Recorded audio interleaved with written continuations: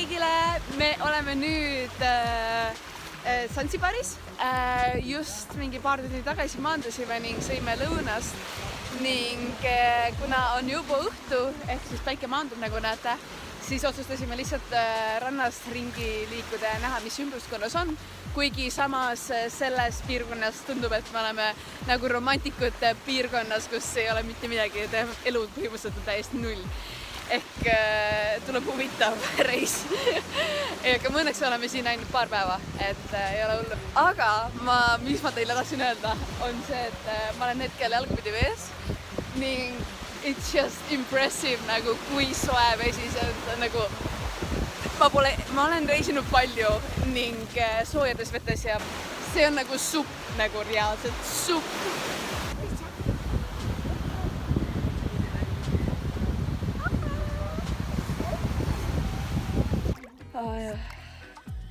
Nagu mingi Pariisi proua siin niimoodi.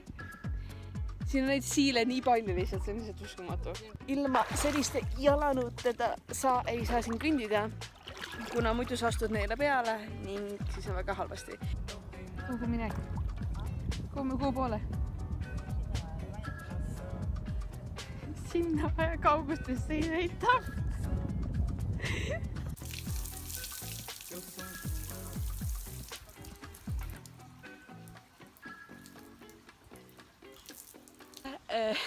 Issand, ma nii punane näost. Appi.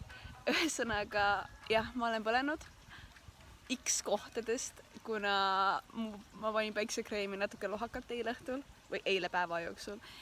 Ehk siis täna on 3. päev Zanzibaris ning eilne päev kulus täielikult päevitamise alla ning mu ema on täiesti põlenud. Ta ei pannud muidugi päiksekreemi absoluutselt zero nagu ja ma nii julgelt ei lähe mitte kunagi ja alati panen päiksekreemi, aga mul on nagu X kohtadesse ma unustasin päiksekreemi panemata näiteks kaelale nagu why you should put there. Tulin hetkel siia, oli natukene võtsin päikest, ema on täiesti varjus, ise istun basseini ääres, nagu kuulete seda kõlinat taga ilmselt ka. Ja kuna ma tunnen natukene süütunnet, et ma tulin jälle puhkusele, kui ma olin alles puhkusel, siis ma otsustasin, ma natukene töötan enda asjade kallal. Oh my god!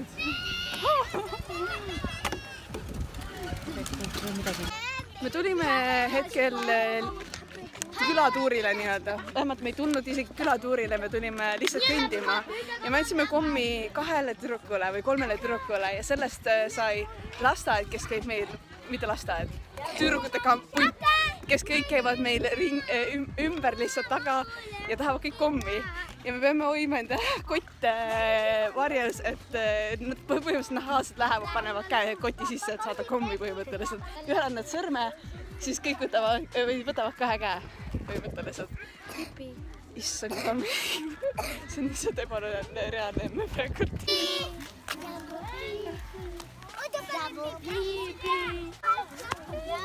Täiesti lõppema.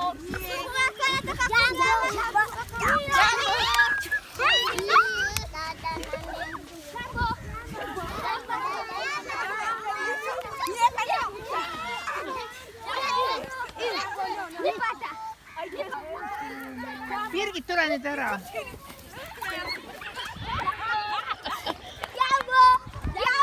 Nii.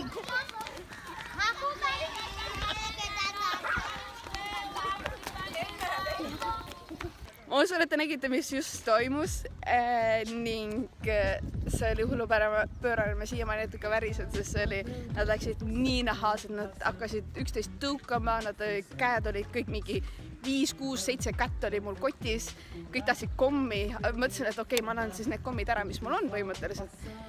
Ja nad läksid hulluks lihtsalt, siis ma lõpuks karjusin seal stopp, nagu kõik ainult vanemad nagu tüdrukud kuulis põhimõtteliselt ja ma ütlesin stopp.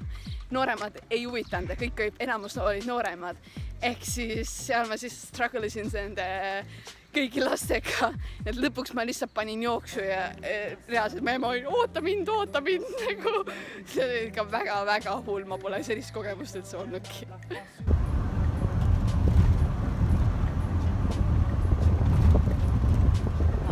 Tšauki, me oleme nüüd söömas käinud mu ema on siin selja taga ning see on see söögikoht, see Rockot restoran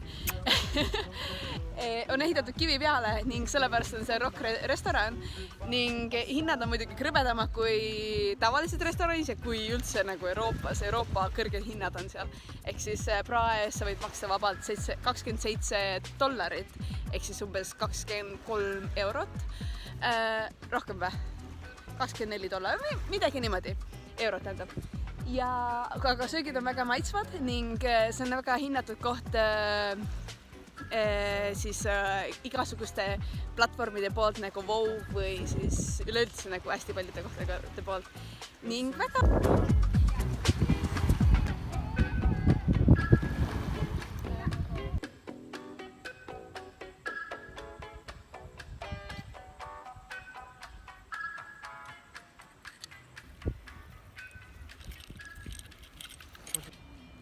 oi, kui armas!